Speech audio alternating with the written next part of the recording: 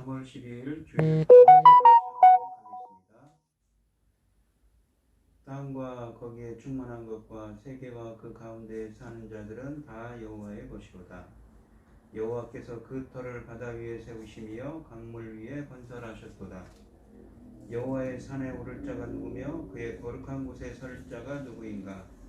곧 손이 깨끗하며 마음이 청결하며 뜻을 허탄한 데 두지 아니하며 거짓 맹세하지 아니하는 자로다.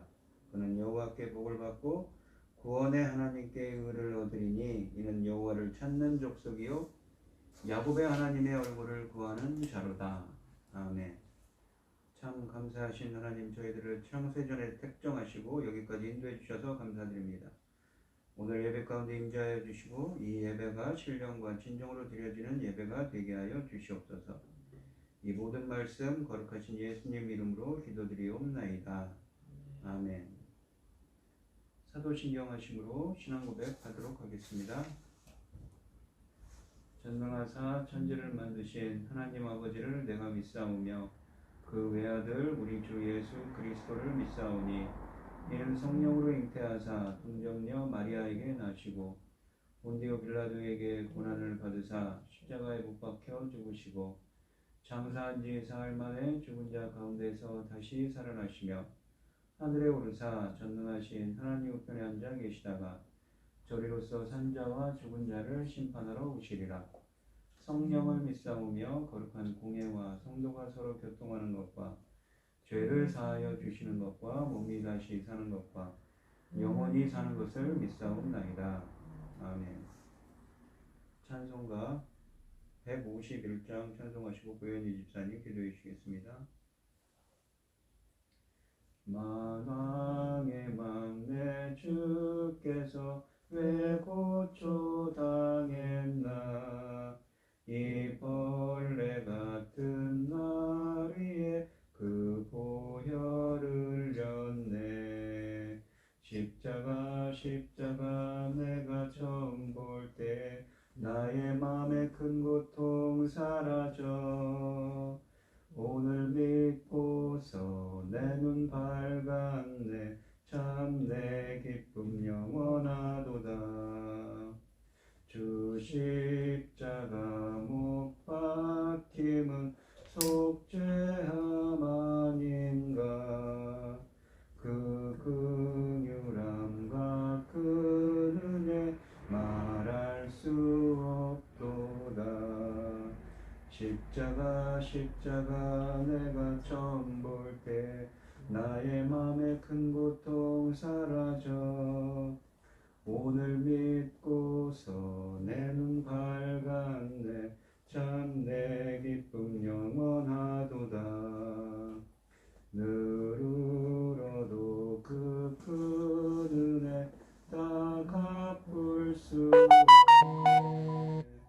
나 주님께 몸 바쳐서 주의 일을 힘쓰리. 십자가 내가 처음 볼 때 나의 맘에 큰 고통 사라져. 오늘 믿고서 내 눈 밝았네.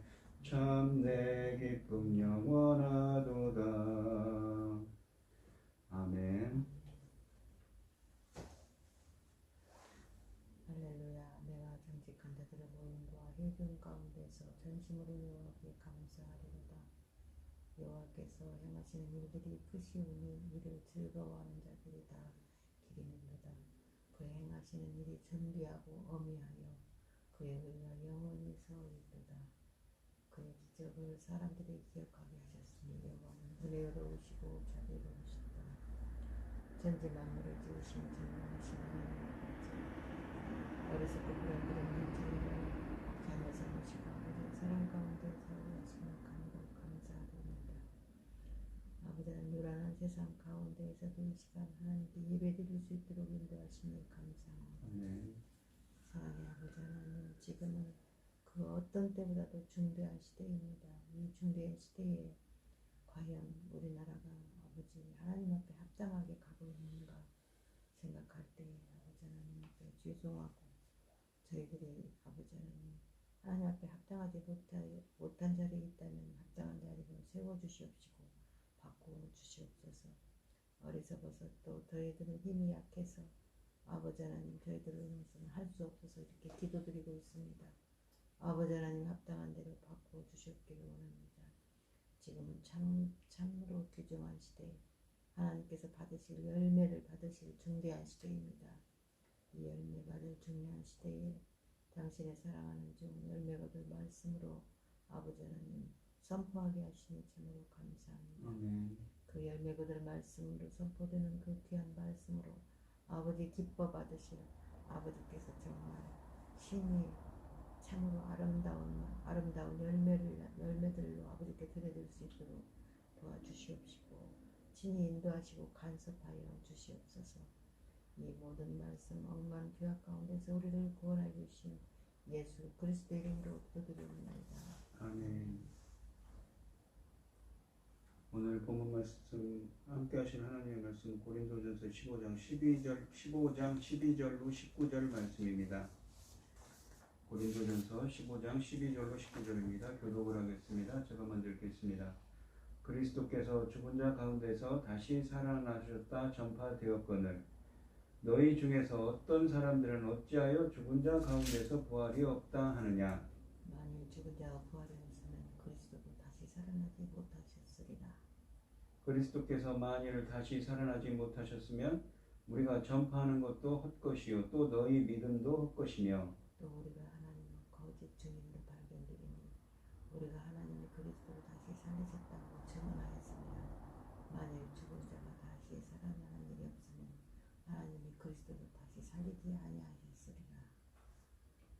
만일 죽은 자가 다시 살아나는 일이 없으면 그리스도도 다시 살아나신 일이 없었을 터이요. 그리스도께서 다시 살아나신 일이 없으면 너희의 믿음도 헛되고 너희가 여전히 죄 가운데 있을 것이요. 또한 그리스도 안에서 잠자는 자도 망하였으리니 만일 그리스도 안에서 우리가 바라는 것이 다만 이 세상의 삶뿐이면 모든 사람 가운데 우리가 더욱 불쌍한 자이니라. 아멘. 찬송가 150장입니다. 갈보리 산 위에 십자가 섰으니 주가 고난을 당한 표라. 험한 십자가를 내가 사랑함은 주가 보혈을 흘림일세. 죄우 승리를 얻기까지 주의 십자가 사랑하리. 빛난 멸류관 받기까지 험한 십자가 붙들겠네. 멸시천대 받은 주의 십자가에 나의 마음이 끌리도다. 귀한 어린 양의 세상 죄를 지고 험한 십자가 지셨도다. 죄우 승리를 얻기까지 주의 십자가 사랑하리. 빛난 멸류관 받기까지 험한 십자가 붙들겠네. 험한 십자가를 주가 흘린 피를 믿는 마음으로 바라보니 나를 용서하려 내 죄 사하시려 주가 흘리신 보혈일세.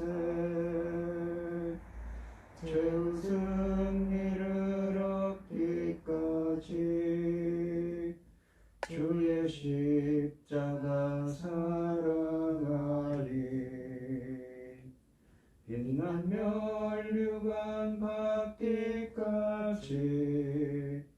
험한 십자가 붙들겠네.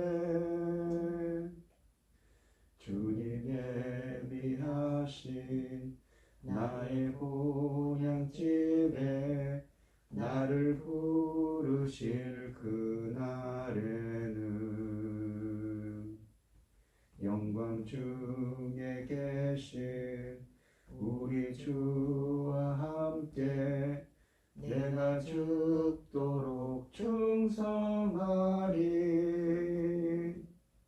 최후 승리를 얻기까지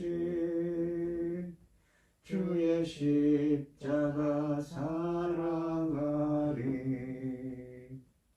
빛난 면류관 받기까지 험한 십자가 붙들겠네. 아멘.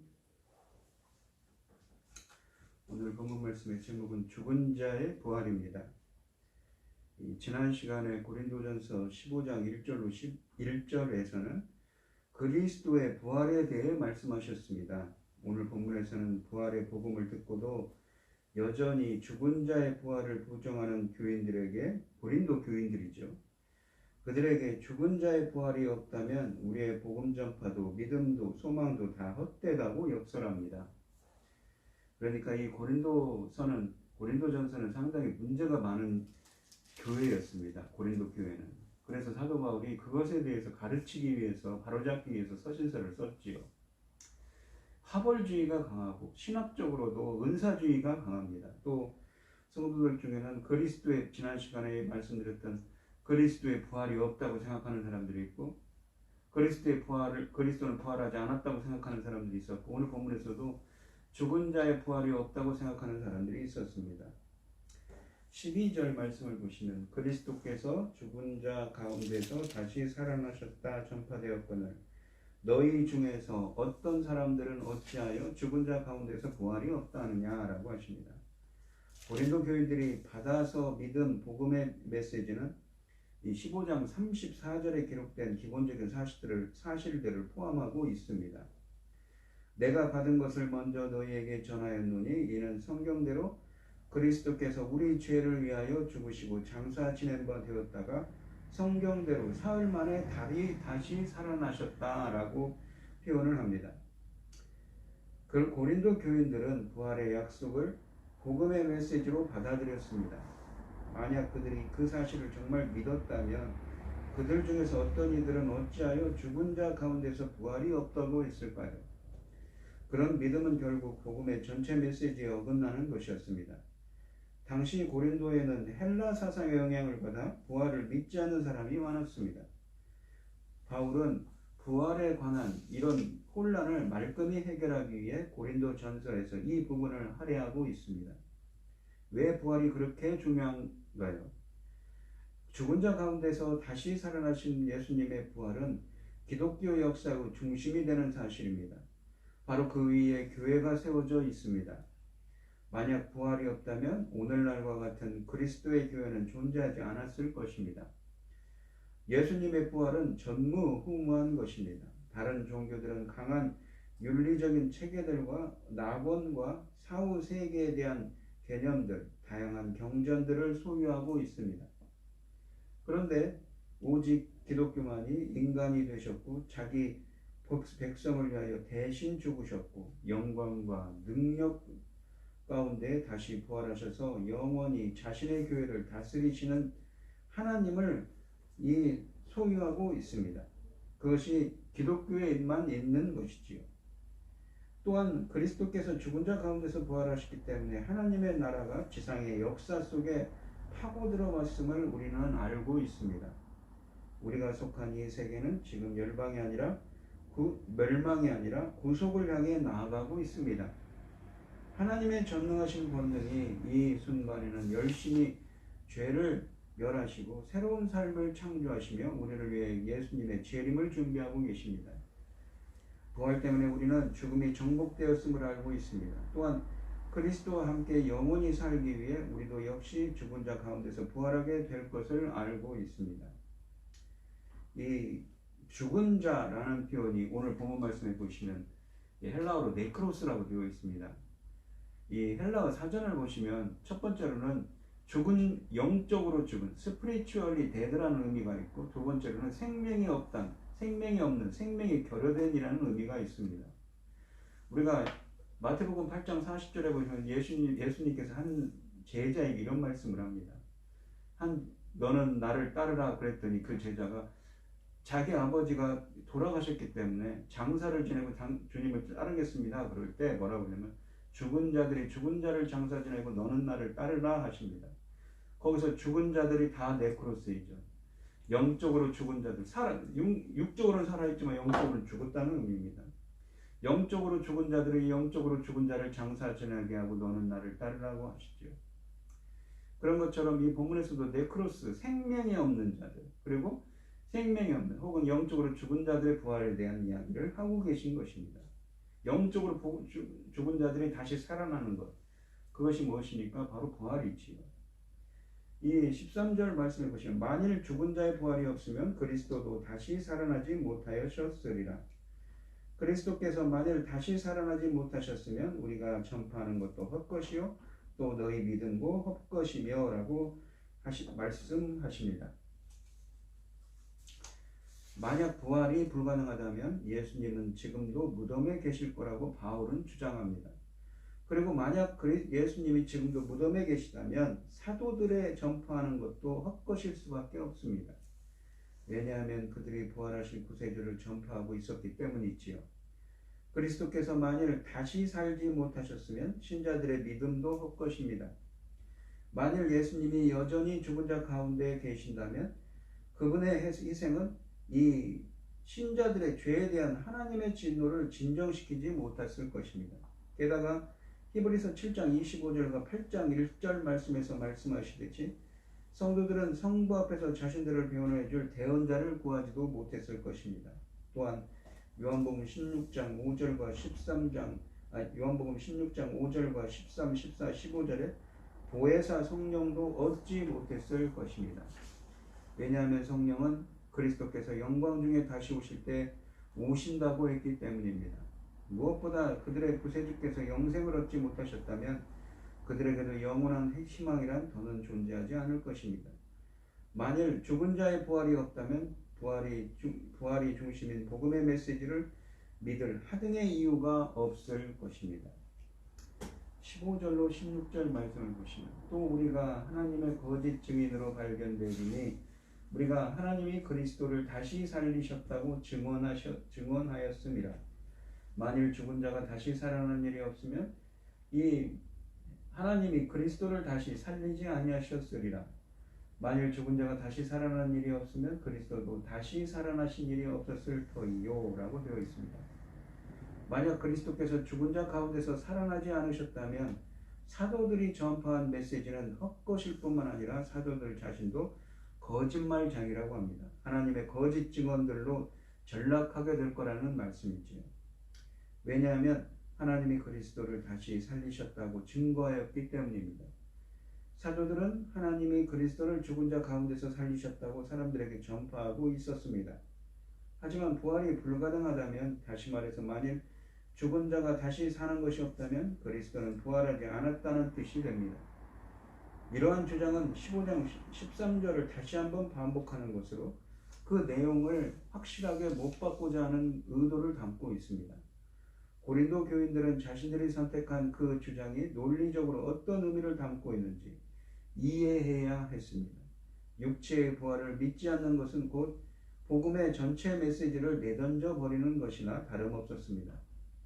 부활을 믿지 않으면 너는 그리스도인이라고 주장할 수가 없습니다.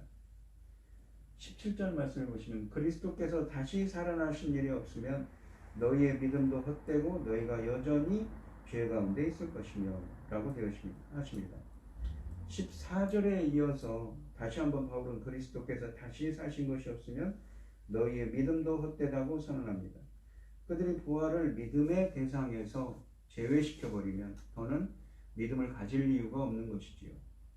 예수님이 무덤에서 다시 살아나셨음을 믿지 않고 거부한다면 하나님과 함께 영원히 사는 미래의 삶에 대한 소망이 물거품으로 사라지는 것은 물론이거니와 그리스도인들은 여전히 죄 가운데 있을 수밖에 없는 신세가 됩니다.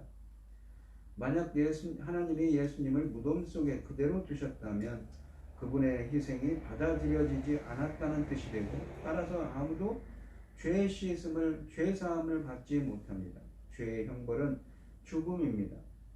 여전히 죄 가운데, 즉 죄의 형벌 아래 있다는 것은 모든 백성이 자신들의 죄 때문에 궁극적으로는 형벌을 받게 됨을 의미하는 것입니다. 18절로 19절 말씀을 보시면, 또한 그리스도 안에서 잠자는 자도 망하였으리라.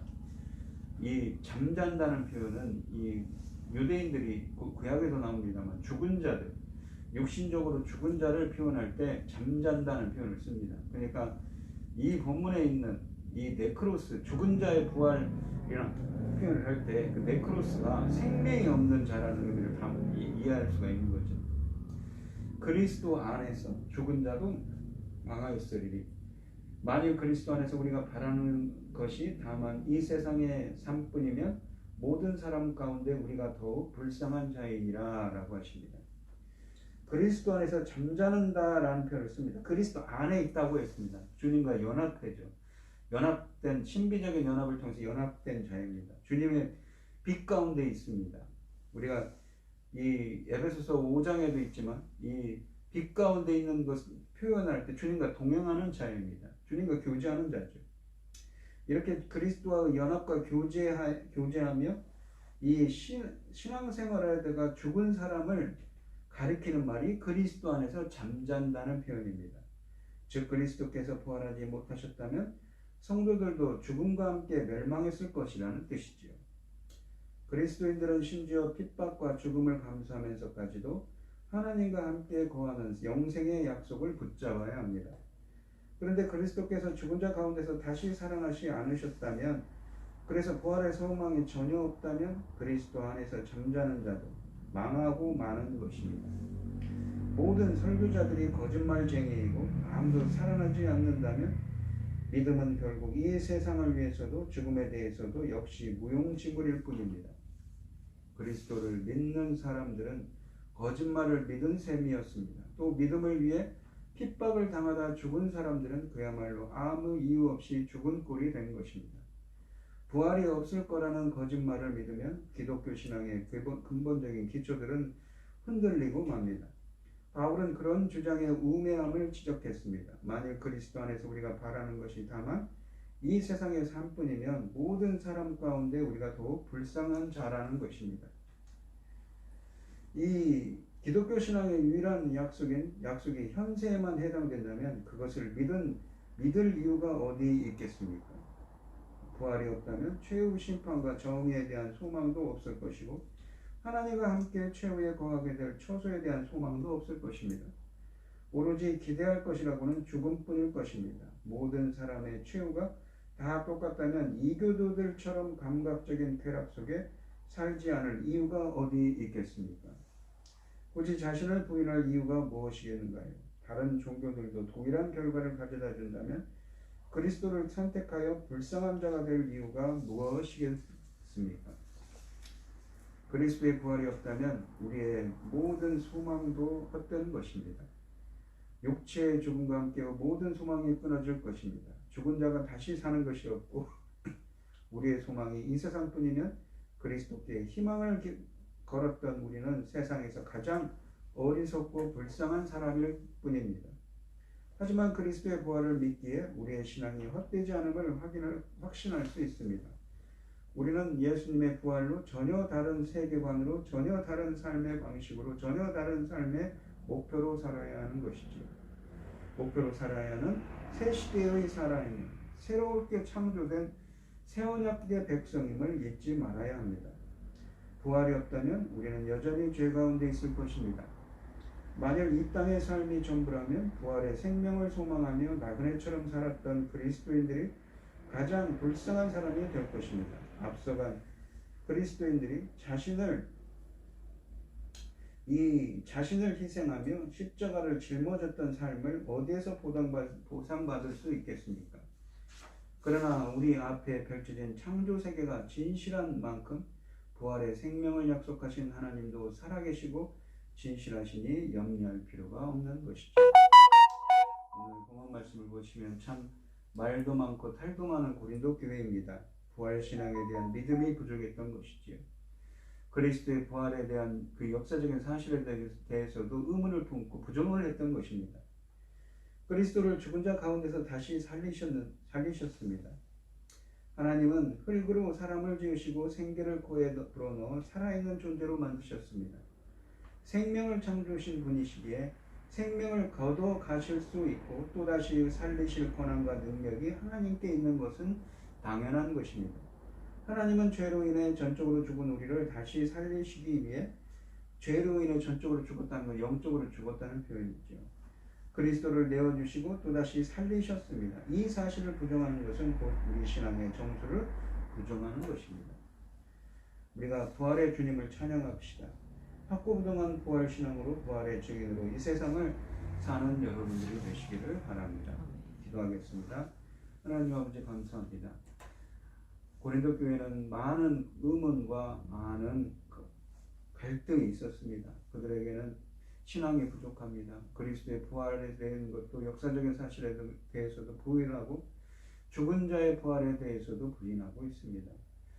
우리가 주님을 믿는 신앙 가운데 굳건히 되어질 수 있도록 이러한 부활 신앙을 굳건히 붙잡을 수 있도록 저희들을 인도하시고 함께하여 주시옵소서. 인도하여 주시옵소서.